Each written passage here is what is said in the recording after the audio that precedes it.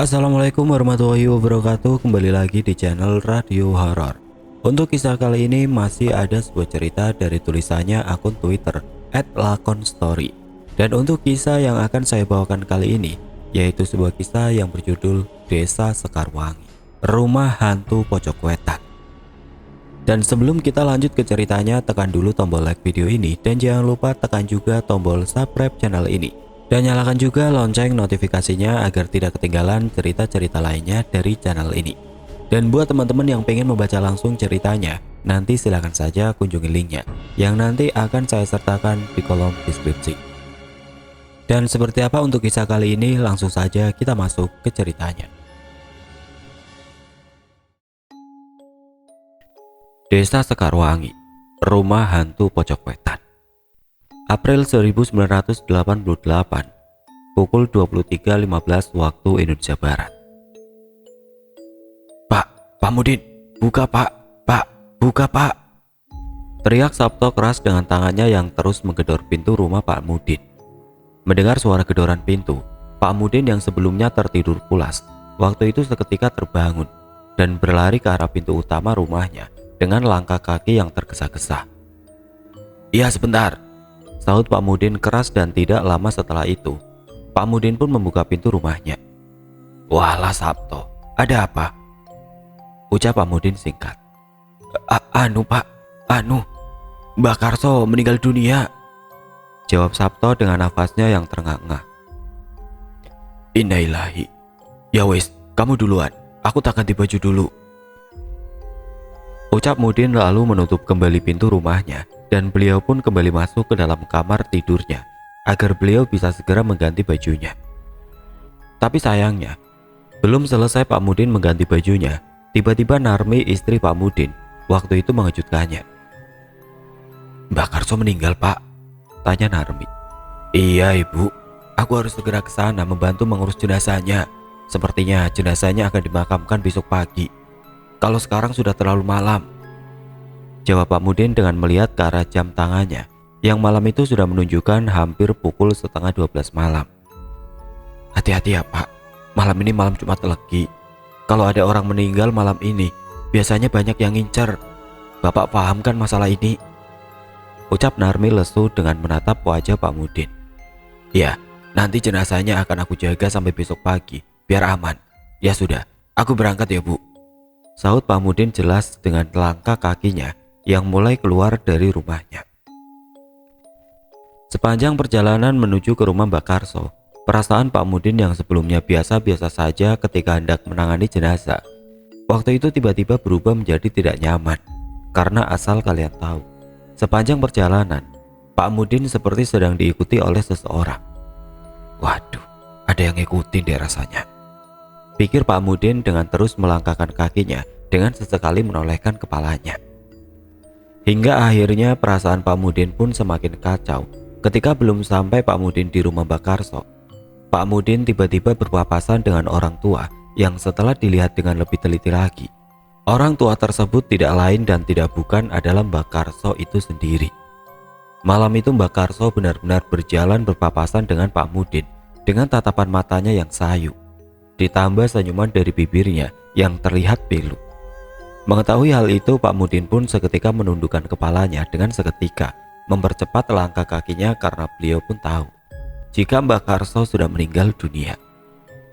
"Astagfirullah, itu tadi Mbak Karso," ucap Pak Mudin dalam hati dengan langkah kakinya yang terus berjalan tidak berhenti. Dan dengan terus berdoa sepanjang jalan, akhirnya Pak Mudin pun sampai di rumah Mbak Karso, yang dimana malam itu keadaan rumah Mbak Karso bisa dikatakan cukup sepi daripada umumnya. Jika biasanya ketika ada orang meninggal semua warga berkumpul, malam itu di rumah Mbak Karso hanya ada 8 orang warga saja yang terlihat duduk di samping jenazah Mbak Karso yang sudah terbujur kaku. "Loh, kemana semua? Kok cuma 8 orang yang datang?" tanya Pak Mudin jelas. Pak, tadi semua warga sudah aku gedor pintunya, tapi gak ada yang mau bukain," ucap Sabto dengan nada bicara yang sedikit lebih pelan. "Ya Allah, kasihan Mbak Karso.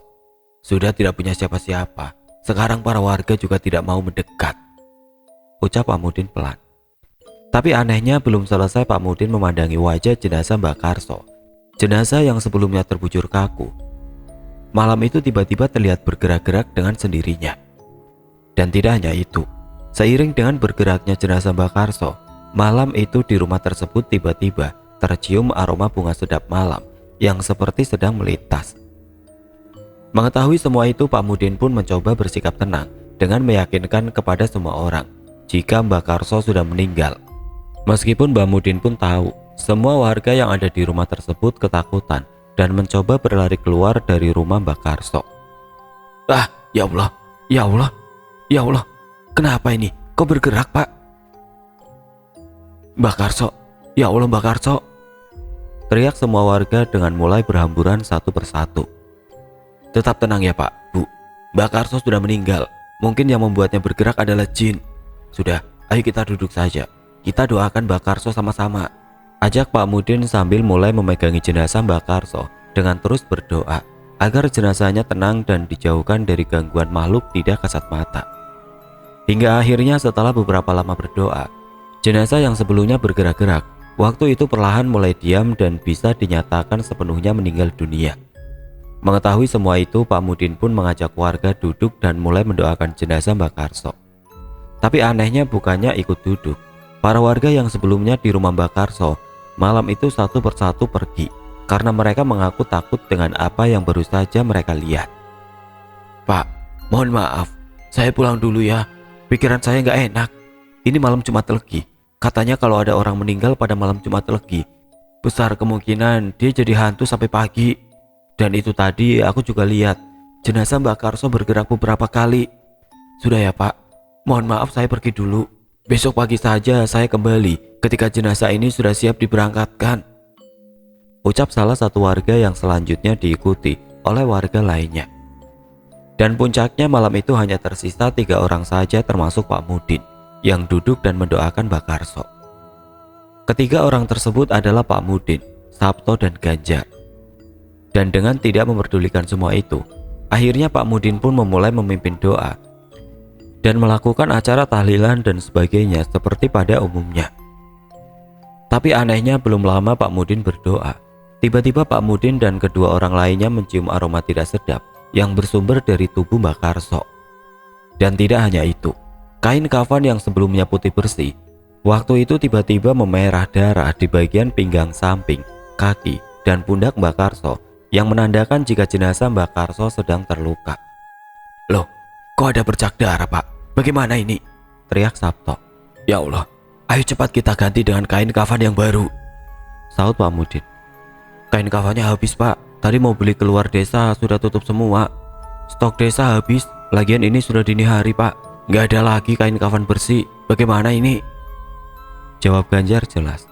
Dan tidak kehabisan akal, akhirnya Pak Mudin pun seketika membalut jenazah Mbak Karso dengan spray yang ditemukan di rumah Mbak Karso agar tubuhnya bisa sedikit lebih bersih dari noda darah yang waktu itu keluar sudah semakin banyak saja. Dan disitulah ketika Pak Mudin masih sibuk mengganti kain kafan dengan spray, tiba-tiba pandangan Pak Mudin mengarah ke salah satu sudut ruangan rumah Mbak Karso yang ternyata di situ ada sosok pocong yang terlihat cukup tinggi, hampir menyentuh plafon rumah. Dan tidak hanya pocong, di sudut lain, Sabto dan Ganjar juga melihat sosok gendruwo hingga sosok orang tua yang terlihat sedang memperhatikan jenazah Mbak Karso. Mengetahui semua itu, Sabto dan Ganjar pun seketika berlari menyelamatkan diri dengan jenazah Mbak Karso yang ditinggalkan begitu saja. Tapi naasnya ketika berlari, Sabto yang notabene adalah pembantu Mbak Karso waktu itu terjatuh di lantai hingga kepalanya membentur lantai. Yang anehnya, saat itu Sabto pun seketika meninggal dunia. Menurut versi lain, kematian Sabto bisa dibilang kurang wajar. Ada yang bilang kematian Sabto ada campur tangan makhluk halus, dan ada juga yang bilang jika kematian Sabto dijadikan tumbal oleh Mbak Karso itu sendiri. Mengetahui semua itu, Pak Mudin pun masih menguatkan diri sambil berteriak-teriak mengusir sosok setan tersebut yang waktu itu hanya diam tidak bergerak. "Pergi kamu, pergi!" teriak Pak Mudin keras. Tapi sayangnya bukannya pergi, sosok pocong dan gendruwo tersebut terlihat mengarahkan pandangannya ke arah Pak Mudin yang waktu itu tinggal seorang diri. Dan disitulah Pundak Pak Mudin tiba-tiba terasa berat, seperti sedang ditunggangi oleh seseorang. Dan tidak hanya itu, pandangan Pak Mudin perlahan mulai kabur dengan nafas yang terasa sesak seperti sedang ada yang menekan. Karena Pak Mudin merasa sudah tidak aman jika terus berusaha mengusir semuanya sendirian, akhirnya Pak Mudin pun bergegas keluar berlari untuk menyelamatkan diri. Hingga akhirnya kedua jenazah tersebut benar-benar ditinggalkan begitu saja di rumah Mbak Karso dengan Pak Mudin yang bergegas berlari kembali ke rumahnya. Dan lagi-lagi ketika Pak Mudin berlari pulang, Pak Mudin kembali berpapasan dengan sosok Mbak Karso yang terlihat berjalan kembali. Mengetahui semua itu, Pak Mudin pun semakin mempercepat larinya agar dia cepat sampai di rumahnya. Sesampainya di rumah, Pak Mudin pun seketika menceritakan apa yang baru saja dialami kepada istrinya. "Waduh Bu, berat. Sepertinya jenazah Mbak Karso dikuasai makhluk halus. Dan Sabto juga meninggal dunia baru saja," ucap Pak Mudin kepada istrinya dengan nafasnya yang masih terengah-engah karena kelelahan. "Apa? Ya Allah, terus Bapak kenapa kembali pulang? Terus warga pada kemana? Yang ngurus jenazahnya siapa?" ucap istri Pak Mudin kebingungan. "Para warga sini nggak ada yang mau ke rumah Mbak Karso. Sepertinya para warga nggak suka dengan Mbak Karso. Kan Ibu juga tahu Mbak Karso itu siapa. Dia kan dukun santet dan pesugihan. Sudahlah, besok pagi saja aku tak balik ke sana dan minta bantuan kepala desa. Kalau aku urus semua sekarang, sepertinya akan berbahaya," ucap Pak Mudin jelas dengan dia yang mulai duduk di kursi dan melepas kopiahnya. "Ya sudah, sebentar, Ibu mau ambil garam dulu. Aku mau tabur di sekeliling rumah kita agar rumah kita aman. Aku takut ada hal yang gak baik ngikut ke Bapak," ucap istri Pak Mudin. "Ya Bu, seumur hidup baru kali ini aku melihat dan mengalami semua itu," ucap Pak Mudin lesu dengan dia yang mulai menyandarkan kepalanya dan memikirkan kejadian yang baru saja menimpanya. Dan puncaknya malam itu istri Pak Mudin pun terlihat menaburkan garam mengitari rumahnya hingga akhirnya malam itu pun berlalu begitu saja. Keesokan harinya tepat pukul 6 pagi, tanpa lama-lama lagi, Pak Mudin seketika menuju balai desa untuk meminta bantuan kepada pemerintah desa agar mereka mau membantu merawat jenazah Sabto dan Mbak Karso. Setelah Pak Mudin menceritakan semuanya atas himbauan kepala desa, akhirnya para warga pun bersedia untuk ikut membantu proses pemakaman jenazah Sabto dan Mbak Karso tersebut.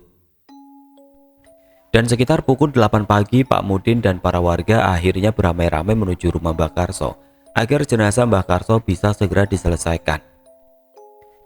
Tapi anehnya ketika mereka sampai di rumah Mbak Karso, mereka melihat pemandangan yang cukup mengherankan. Bagaimana tidak? Pagi itu para warga dan Pak Mudin melihat dengan mata kepalanya sendiri. Kedua jenazah tersebut sudah saling bergeletakan dengan tidak ada satupun yang mengenakan pakaian. Jenazah Sabto terlihat telanjang dengan pakaian yang hilang entah kemana. Ditambah jenazah Mbak Karso yang juga telanjang dengan bagian tubuh yang membusuk, layaknya orang mengidap penyakit kencing manis. Menurut beberapa sumber, ketika pagi hari, jenazah Sabto dan Mbak Karso sudah tergeletak di ruangan terpisah. Ada juga yang bilang jika jenazah Mbak Karso seperti berjalan dan sengaja berpindah tempat. Ada yang bilang kondisi rumah Mbak Karso pagi itu sudah berantakan dengan jejak langkah kaki yang memang terlihat berjalan dan sebagainya. Semua cerita tersebut seolah melengkapi kisah di malam kematian Mbak Karso dan Sabto. Tapi yang jelas, menurut keterangan Pak Mudin, jenazah Mbak Karso memang ditemukan berpindah tempat sangat jauh, yaitu di lantai 2 rumah tersebut. Padahal nyatanya, sebelumnya jenazah Mbak Karso berada di ruang tamu lantai 1 rumah tersebut. Begitu juga dengan jenazah Sabto. Jenazah Sabto ditemukan berada di kebun belakang rumah Mbak Karso. Mengetahui semua itu, para warga pun mulai membantu mengurus jenazah Mbak Karso dan Sabto, yang akhirnya sekitar tengah hari kedua jenazah tersebut berhasil dimakamkan sebagaimana mestinya. Singkat cerita, sejak saat itu rumah Mbak Karso bisa dikatakan seketika sepi dengan tidak ada satupun yang berani menempati. Sudah beberapa kali pihak desa mencoba menghubungi saudara Mbak Karso, tapi semuanya seolah tidak mau peduli dengan rumah Mbak Karso yang waktu itu sudah semakin terlihat seram menjadi-jadi.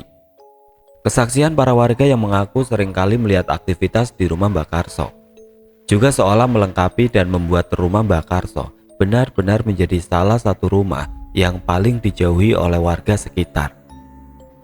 Para tetangga terdekat Mbak Karso pun waktu itu berbondong-bondong pindah menjauh karena mereka mengaku selalu mendengar suara-suara aneh yang berasal dari arah rumah Mbak Karso. Dan singkat cerita, akhirnya waktu pun berlalu begitu saja. Beberapa tahun kemudian, Januari jam 10 malam. Rumah besar itu, rumah siapa sih mas? Kok jam segini lampu rumahnya masih menyala semua? Tanya Gunawan yang waktu itu mendapat jatah ronda keliling kampung bersama Mas Guntur. Us, sudah, biarkan saja. Itu rumah Mbak Karso. Dari dulu memang seperti itu. Dari luar kelihatannya berpenghuni. Padahal nyatanya, di rumah itu gak ada satupun penghuninya. Jawab Mas Guntur dengan menyeret tangan Gunawan agar dia tidak terus memperhatikan rumah Mbak Karso. Tapi sayangnya belum cukup jauh Gunawan dan Mas Guntur melangkah pergi. Tiba-tiba mereka dikejutkan dengan adanya suara teriakan yang terdengar jelas dari arah rumah Mbak Karso. Tolong, tolong, tolong. Mendengar hal itu tentu saja Gunawan dan Mas Guntur seketika terdiam dengan telinganya yang terus mendengarkan suara teriakan tersebut. Ada suara orang minta tolong mas. Aduh, bagaimana ini? Ayo kita lihat mas, ajak Gunawan tegas. Sudah, jangan dihiraukan. Ayo pergi saja, jawab Mas Guntur. Karena Gunawan tidak mau membantah ucapan Mas Guntur, akhirnya Gunawan pun mengikuti ucapan Mas Guntur untuk tidak menghiraukan suara teriakan tersebut dan memilih untuk pergi. Keesokan harinya, pagi itu seperti biasanya, setelah sarapan dan sebagainya, Gunawan telah bersiap untuk berangkat kerja. Meski matanya masih mengantuk karena semalam dia ronda sampai larut malam. Hati-hati loh mas, matamu masih merah banget tuh. Kalau masih ngantuk, jangan masuk kerja dulu deh, kamu istirahat saja, ucap Lili, istri Gunawan. Gak apa-apa dek. Oh ya dek, aku mau cerita ini. Kemarin malam pas aku ronda, aku dengar suara teriakan dari rumah salah satu warga loh. Tapi anehnya sama Mas Guntur, bukannya dicek, aku malah disuruh pergi, ucap Gunawan memulai obrolan. Teriakan bagaimana mas? Tanya Mbak Lili. Ya teriakan minta tolong dek, jelas banget loh. Arahnya dari rumah besar yang ada di ujung jalan. Kalau kata Mas Guntur sih itu rumah kosong. Padahal nyatanya tadi malam aku lihat lampu di rumah itu jelas-jelas menyala semua, terang Gunawan jelas. Kok aneh ya mas? Ah sudahlah, kita kan pendatang baru di desa ini, mending kita diam sajalah kalau ada yang aneh. Toh kita nggak tahu apa-apa loh dengan desa ini, jawab Mbak Lili dengan mulai memasukkan satu persatu bekal Gunawan ke dalam tasnya. Sesampainya di sekolah tentu saja Gunawan mulai mengajar seperti biasanya, sembari mencoba beradaptasi dengan lingkungan yang baru. Karena Gunawan pun tahu, di sekolah itu Gunawan bisa dibilang sebagai tenaga pendidik yang masih baru karena penempatan pemerintah yang mengharuskan mengajar di desa tersebut. Dan disitulah di sela-sela Gunawan masih mengajar, Gunawan mendengar suara obrolan dari dua penjaga sekolah yang terdengar mencurigakan. Iya, ada korban lagi katanya. Dalam 2 bulan ini sudah 3 orang yang meninggal, ucap penjaga sekolah yang terdengar sedang mengobrol tepat di depan kelas Gunawan mengajar. Mendengar hal itu, Gunawan pun mendekatkan dirinya ke arah penjaga sekolah tersebut agar dia bisa mendengarkan lebih jelas sembari berpura-pura terus melakukan aktivitasnya. Kalau rumah itu tidak segera dibersihkan, pasti selanjutnya ada korban lagi, sahut penjaga sekolah lainnya. Ya intinya kita harus hati-hati. Sebisa mungkin jangan sampai lewat situ kalau sudah malam hari. Mudah-mudahan Pak Lurah segera mengatasi semua ini, imbu penjaga sekolah. Mendengar percakapan itu, rasa penasaran Gunawan sepertinya sudah sampai pada puncaknya. Dia tidak sanggup lagi jika harus menahannya. Dan tanpa lama-lama lagi, waktu itu Gunawan segera keluar dari kelas dan menghampiri kedua penjaga sekolah yang waktu itu memang masih duduk di depan area kelas tersebut. Permisi pak, boleh gabung, ucap Gunawan sopan. Oh iya pak, bapak namanya Pak Gunawan ya, guru baru dari kota. Perkenalkan, saya Rajiman pak, dan ini Wiryo, kami penjaga sekolah sekaligus tukang kebunnya, sahut penjaga sekolah tersebut dan terlihat menyambut. Iya pak, salam kenal ya pak. Iya pak, Saya guru baru, masih 3 bulanan mengajar di sekolah ini. Saya kebetulan dapat penempatan ngajar di sekolah ini, jawab Gunawan basa-basi dengan dia yang mulai ikut duduk bersama kedua penjaga sekolah tersebut. Terus sekarang tinggalnya di mana ini, Pak? Tanya Pak Wiryo. Saya dapat kontrakan di desa Sekarwangi, Pak. Desa sebelah, tidak jauh dari desa ini. Pengennya sih sebelumnya cari kontrakan di desa ini saja, biar deket kalau ngajar. Tapi nggak dapet ya, Pak. Saya dapatnya di Sekarwangi. Ya sudahlah, nggak apa-apa. Daripada nggak dapat kontrakan kan malah repot. Tapi enak kok. Warga Sekarwangi ramah-ramah. Belum lama saya tinggal di sana. Saya sudah aktif ikut kegiatan desa, Pak, seperti ronda malam dan sebagainya. Ya mudah-mudahan saya betah di sana, Pak. Terang Gunawan menjelaskan. Betul, Pak. Ya harus betah dong. Kan Bapak di sekolah ini sepertinya lama. Jadi harus beradaptasi. Tapi tenang saja. Warga yang tinggal di sekitar sini semuanya ramah kok, Pak, sahut Rajiman. Dan singkat cerita, setelah lama berbahasa basi kesana kemari, akhirnya Gunawan pun menyinggung obrolan yang sempat dia dengar sebelumnya. Pak, mohon maaf nih ya. Tadi aku dengar obrolan Bapak tentang korban-korban itu apa ya, Pak? Tanya Gunawan serius. Mendengar pertanyaan Gunawan, kedua penjaga sekolah tersebut seketika diam. Wajahnya memerah dengan tatapan matanya yang menatap satu sama lain, seolah mereka kaget jika obrolan mereka sebelumnya ternyata terdengar oleh Gunawan. Dan karena kedua penjaga sekolah tersebut merasa jika sudah terlanjur terdengar, akhirnya mereka pun bersedia menceritakan, walau hanya sedikit. Yang kami ceritakan tadi itu tentang rumah Mbak Karso, Pak, ucap Wiryo pelan. Ah, rumah Mbak Karso yang ada di desa Sekarwangi, sahut Gunawan kaget. Jangan keras-keras, Pak. Kalau ada yang tahu kita sedang membicarakan rumah itu, nanti ditegur Pak Mali, Ibu Rajiman mengingatkan. Benar, Pak. Rumah Mbak Karso yang kita maksud memang terletak di Sekarwangi. Bahkan sepertinya setiap hari jika Bapak pulang pergi ke sekolah ini, pasti juga melewatinya. Ada apa, Pak, dengan rumah Mbak Karso? Kan rumah itu rumah kosong, kan? Jawab Gunawan. Jadi begini, Mbak Karso bisa dikatakan sebagai sejarah kelam desa Sekarwangi, Pak. Sebenarnya dulu semasa hidupnya, Mbak Karso dianggap sebagai dukun hebat desa Sekarwangi dan desa sekitarnya, termasuk desa ini.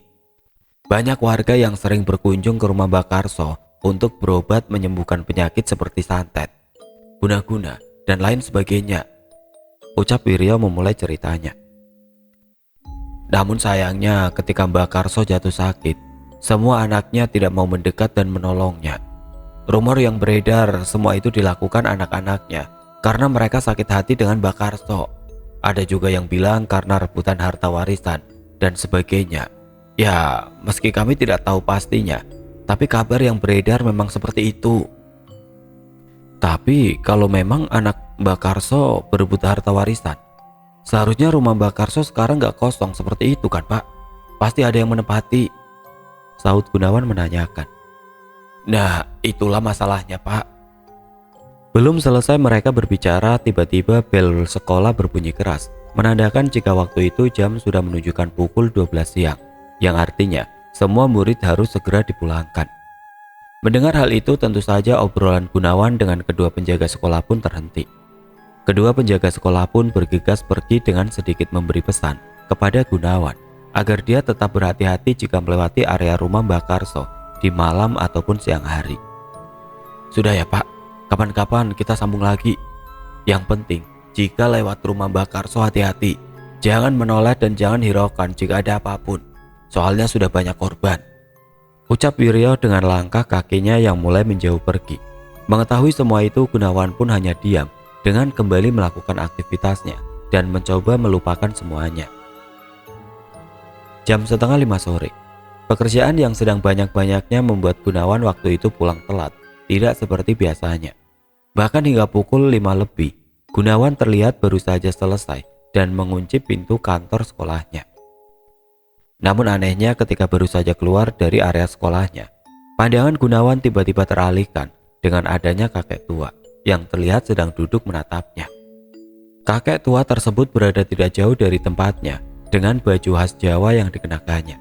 Mengetahui hal itu, Gunawan pun melontarkan senyumannya dengan mencoba segera bergegas pulang ke rumahnya karena dia pun tahu selain waktu sudah menjelang malam, Gunawan terus memikirkan istrinya yang sendirian di rumah menunggunya. Dan singkat cerita, Gunawan pun segera menyalakan motornya dan pergi meninggalkan sekolahannya. Tapi anehnya, belum lama Gunawan pergi meninggalkan area sekolahnya. Tiba-tiba Gunawan diberhentikan oleh nenek-nenek tua yang terlihat ingin menumpang kendaraannya. "Nak, numpang boleh," ucap nenek-nenek tersebut pelan. Dan tanpa pikir panjang, Gunawan pun mempersilahkan nenek-nenek tersebut untuk naik ke atas kendaraannya. "Mau kemana, Nek?" ucap Gunawan dengan mulai menjalankan kendaraannya. "Ke rumah Mbak Karso, Nak," sahut nenek-nenek tersebut jelas. Mendengar hal itu, tubuh Gunawan seketika bergetar. Jantungnya berdetak kencang dengan perasaan yang perlahan mulai campur aduk tidak karuan. "Karso? Mbak Karso ya maksud nenek? Rumah besar yang ada di desa Sekarwangi?" sahut Gunawan memastikan dengan mulutnya yang mulai gelagapan karena kebingungan. "Iya, Nak," jawab nenek-nenek tersebut singkat. Dan dengan tidak lagi berani bertanya apapun, Gunawan terus memacu kendaraannya meski tangannya sudah bergetar dengan sendirinya. Di dalam pikiran Gunawan benar-benar kacau. Karena dia pun tahu Mbak Karso sepertinya sudah meninggal dunia. Hingga akhirnya dengan menguatkan hatinya dan menahan semua ketakutan yang ada, Gunawan pun terus memacu kendaraannya. Dan puncaknya, apa yang ada di dalam pikiran Gunawan ternyata memang benar-benar adanya. Nenek-nenek tersebut benar-benar meminta turun dan berhenti tepat di jalan yang berada di depan rumah Mbak Karso. Dan tidak hanya itu, setelah nenek-nenek tersebut telah turun dan berterima kasih kepada Gunawan, nenek-nenek tersebut terlihat berjalan ke arah rumah Mbak Karso dengan tidak sekalipun menoleh kembali ke arah Gunawan. Karena rasa penasaran yang cukup dalam, akhirnya Gunawan pun memutuskan untuk diam sejenak dengan mata yang terus memperhatikan langkah nenek-nenek tersebut.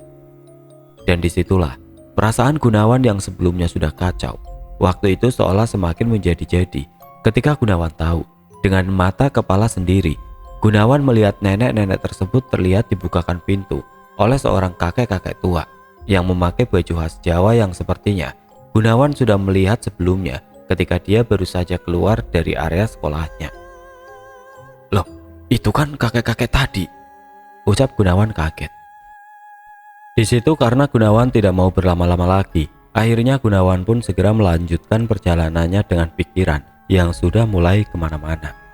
Sesampainya di rumah, Gunawan hanya diam dengan terus memikirkan kejadian yang baru saja menimpanya. "Sepertinya Mbak Karso masih hidup deh, tapi warga sengaja menutup-nutupi. Tapi kalau memang ditutupi, ada masalah apa ya? Waduh, sayangnya aku nggak pernah lihat keadaan rumah Mbak Karso waktu siang hari. Mungkin jika aku bisa lihat keadaan rumah Mbak Karso di siang hari, aku akan tahu apa yang sebenarnya terjadi. Masa sih rumah itu kosong? Gak percaya aku. Mending besok aku nggak masuk sekolah saja lah, biar aku bisa memastikan bagaimana keadaan rumah Mbak Karso di siang hari.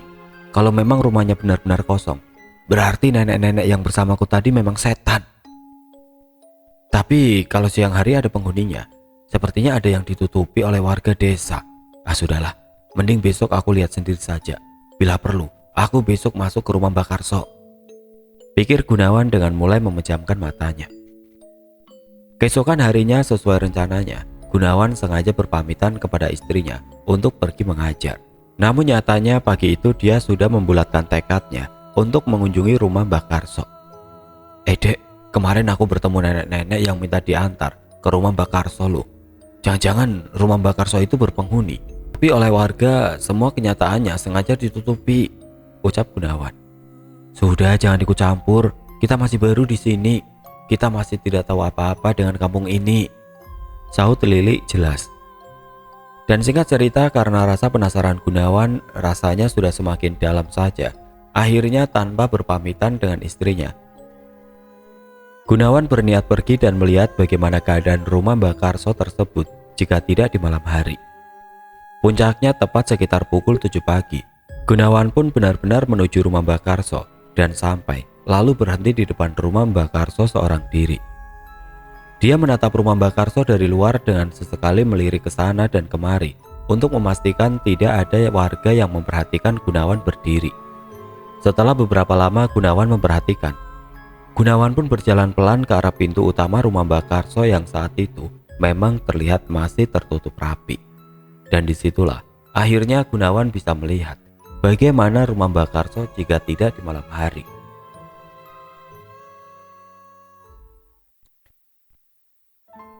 Oke teman-teman, sampai di sini dulu ceritanya. Nantikan kelanjutan kisah ini di video berikutnya. Agar tidak ketinggalan, klik tombol subscribe channel ini dan nyalakan lonceng notifikasinya. Wassalamualaikum warahmatullahi wabarakatuh.